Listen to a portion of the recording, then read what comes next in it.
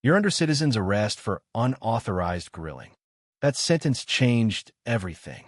It was a sunny Saturday in Silverwood Estates, the kind of day Norman Brooks, the county sheriff, had been waiting for all week. 5 straight days of dealing with loud neighbors, lost pets, and the kind of petty calls that came with small-town life had finally given way to a quiet afternoon. The grill was hot, the ribs were marinated, and sweet tea glistened in mason jars on a folding table. Life, for the first time in a while, was good. Then came the screech. It erupted from across the street. A microphone hooked up to a portable speaker, blasting a nasal voice that grated like rusted hinges.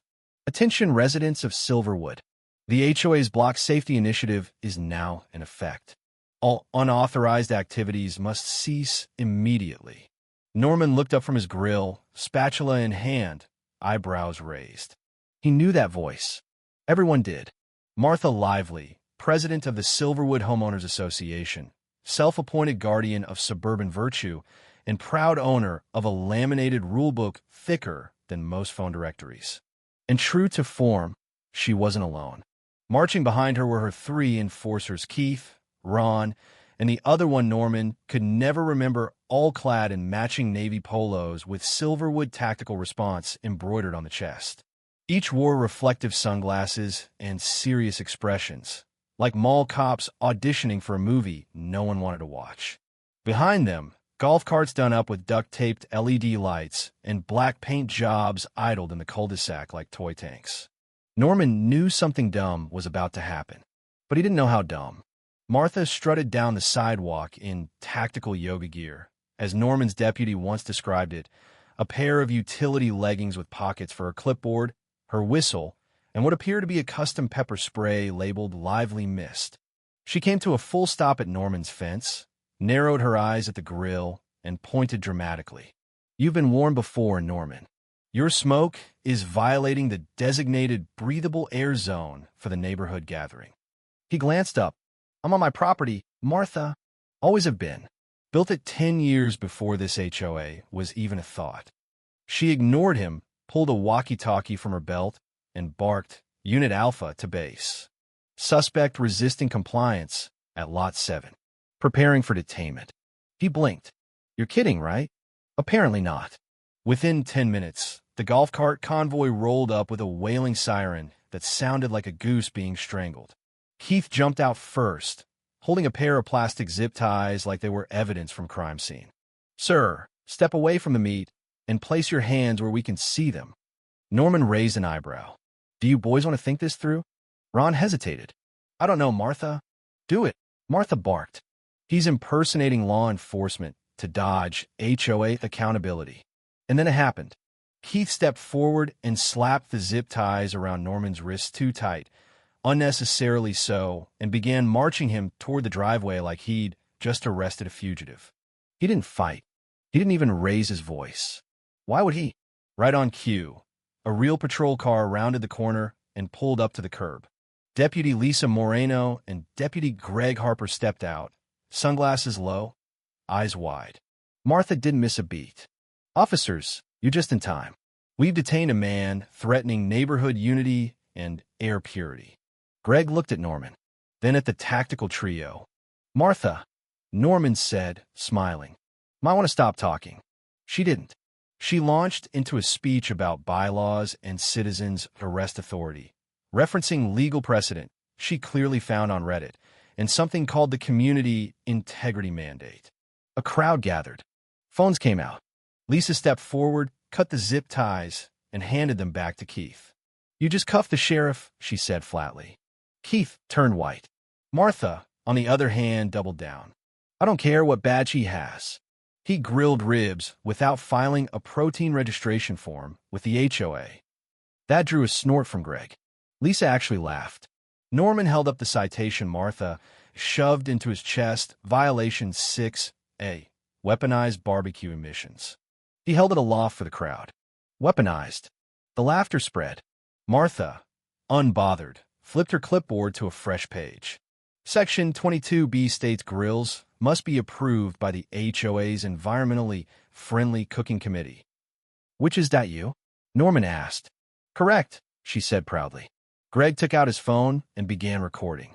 Evidence, Norman said, smirking.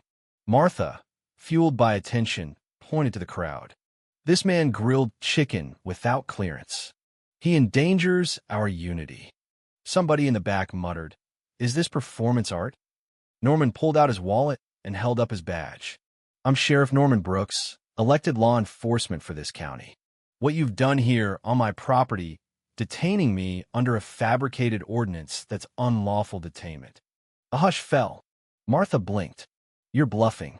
I have the right to protect this neighborhood. There is no law that gives you authority over non-HOA property," he said. "You can't impersonate officers. You can't detain people. And you sure as hell can't run a fake SWAT team funded by HOA dues." Whispers rippled through the crowd. Greg stepped forward. "Deputy's orders. Cease all operations. Collect statements.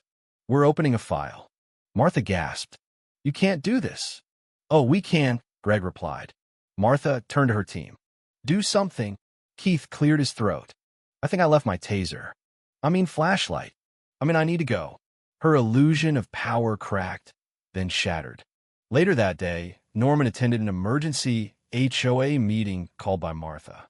The clubhouse was beige, depressing, with motivational posters about teamwork.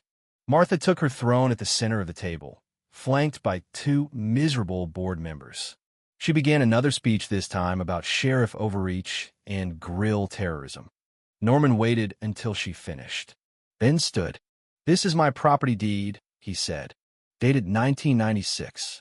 "This HOA was formed in 2008. You have no jurisdiction." He handed it to her.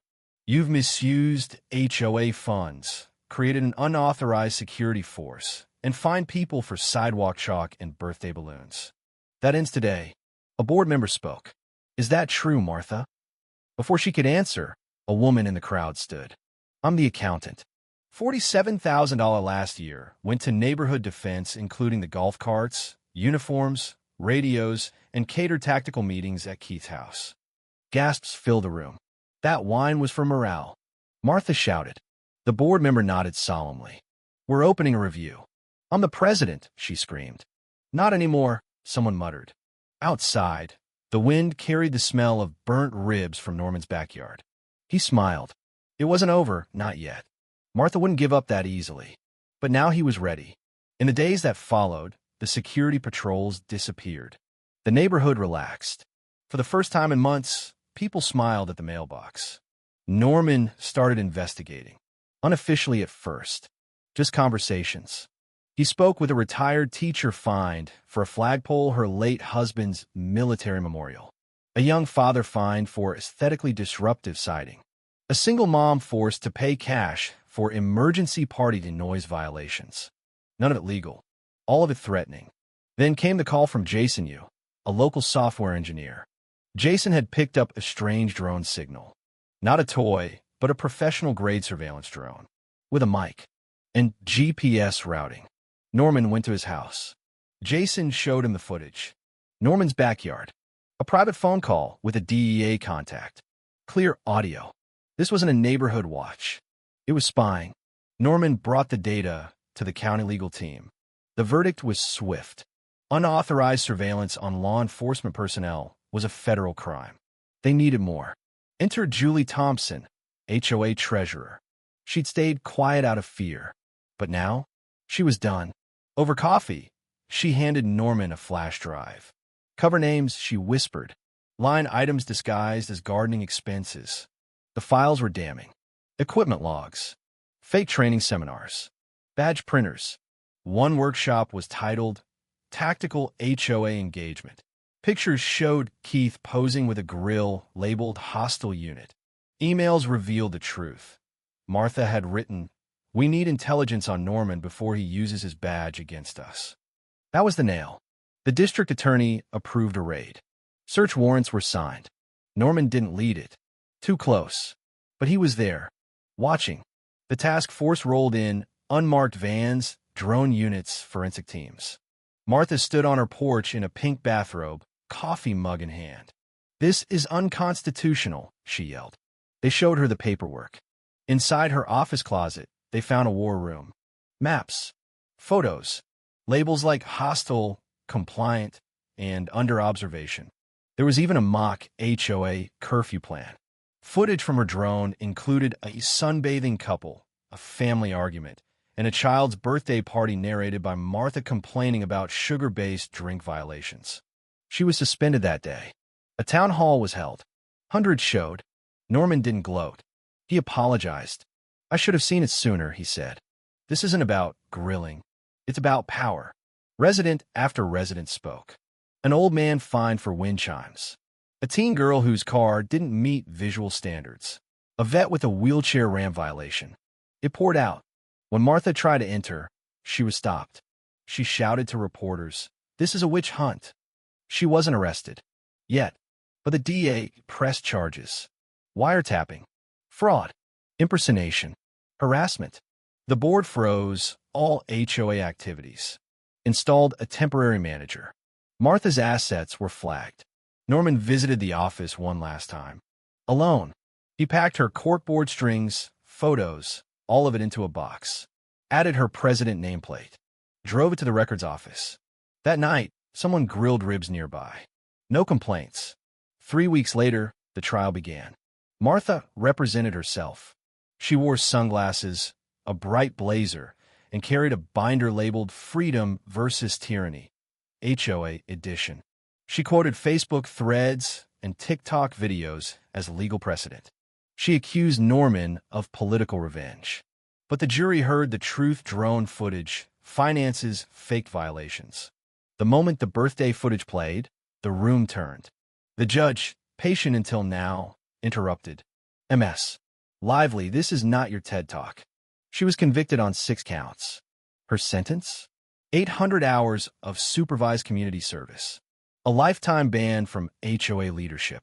And restitution to residents. Her first assignment? Washing sheriff's department vehicles. Twice a week, she walked past Norman in a neon vest. She sneered. He raised his coffee. She never spoke. Silverwood changed. The new HOA president, a retired city clerk named Ramona, canceled every bogus fine. Refunded thousands. Opened the books. The community healed. Brad, who'd flipped early, took a civics class and now worked part-time at the pool. Keith disappeared. Ron was spotted working at a tire shop 3 towns over. One afternoon, Ramona brought Norman a pie. "Thanks for bringing us back," she said. A block party was held. No drama. No patrols. Someone made a cardboard cutout of Martha for the dunk tank, labeled Excessive Joy Enforcer. Everyone laughed. Near sunset, Norman saw her. Martha, in her vest, trash picker in hand. Quiet. She walked past him. Didn't speak. But she wasn't a threat anymore. "Think she'll try again?" Lisa asked. Norman shook his head. "She might," he said. The stars came out. Music drifted. And for the first time in a long time, Silverwood wasn't just a neighborhood. It was home.